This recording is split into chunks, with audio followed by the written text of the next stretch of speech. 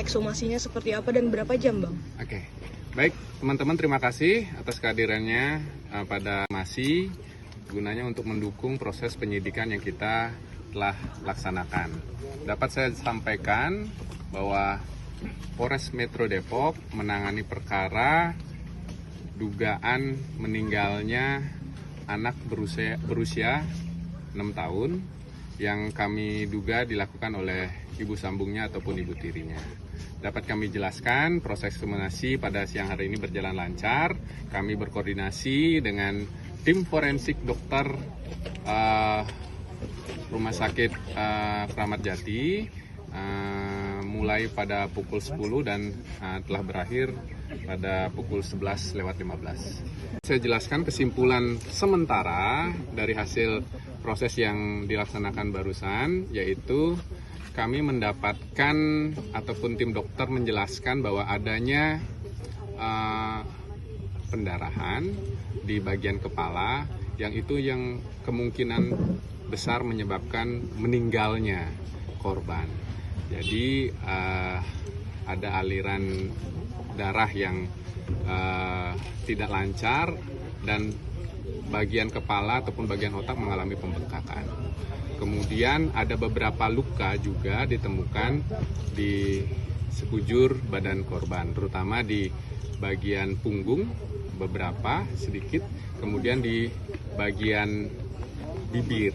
Namun yang menyebabkan meninggalnya korban adalah luka di bagian kepala dan kami meyakini itu akibat kekerasan dengan benda tumpul.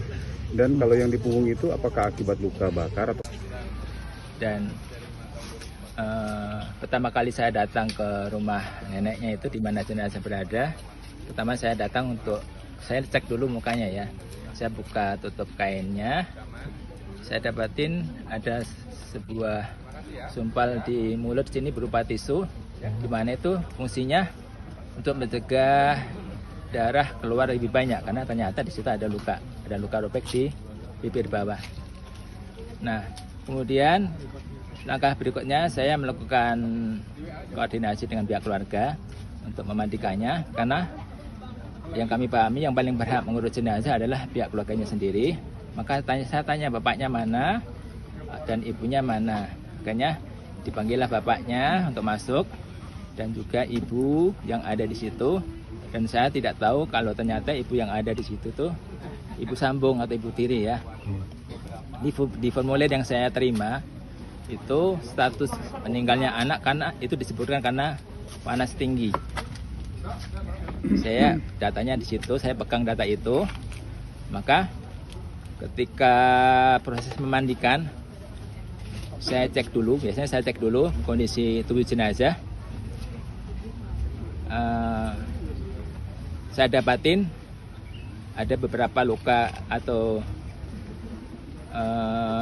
lebam ya di beberapa bagian tubuh yang itu mengundang pertanyaan saya, mengundang keinginan tahuan saya, ini kenapa.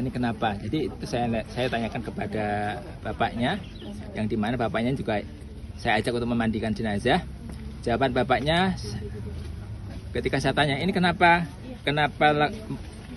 mukanya lebam di sini, kenapa ini di bagian mulut juga ada lebam. Bapaknya menjawab itu karena kejedot pintu. Ada pun luka di kepala, kan ini kenapa?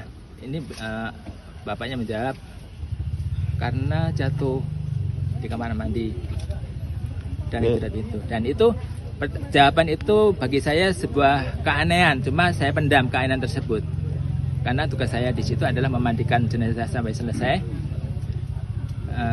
Akhirnya luka-luka yang saya lihat itu saya abaikan. Yang penting tugas mengurus jenazah itu selesai.